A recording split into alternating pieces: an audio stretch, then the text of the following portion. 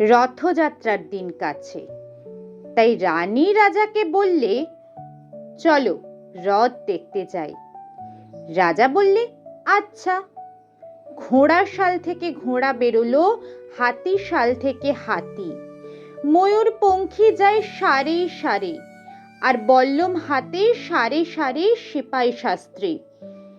দাস দাসী দলে দলে পিছে পিছে চলল। কেবল বাকি রইল একজন, রাজবাড়ির ঝাঁটার কাঠি কুড়িয়ে আনাই তার কাজ।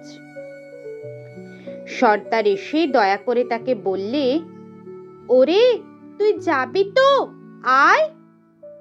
সে হাত জোর করে বললে, আমার যাওয়া ঘটবে না। রাজার কানে কথা উঠল, সবাই সঙ্গে যায়, কেবল সেই দুঃখীটাই যায় না। রাজা দয়া করে মন্ত্রীকে বললে, ওকেও ডেকে নিও। রাস্তার ধারে তার বাড়ি। হাতি যখন সেখানে পৌঁছলো, মন্ত্রী তাকে ডেকে বললে, ওরে দুঃখী, ঠাকুর দেখবি, চল। সে হাত জোর করে বললে, কত চলবো?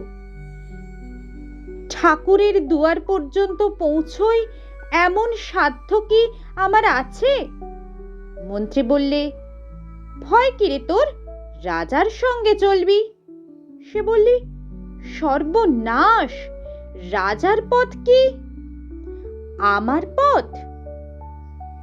মন্ত্রী বললে, তবে তোর উপায়? তোর ভাগ্যে কি রথযাত্রা দেখা ঘটবে না? সে বললে, ঘটবে বই কি, ঠাকুর তো রথে চড়েই আমার দুয়ারে আসেন। মন্ত্রী হেসে উঠল, বললে, তোর দুয়ারে রথের চিহ্ন কই? দুঃখী বললে, তার রথের চিহ্ন পড়ে না। মন্ত্রী বললে, কেন বলতো? দুঃখী বললে, তিনি যে আসেন পুষ্পক রথে।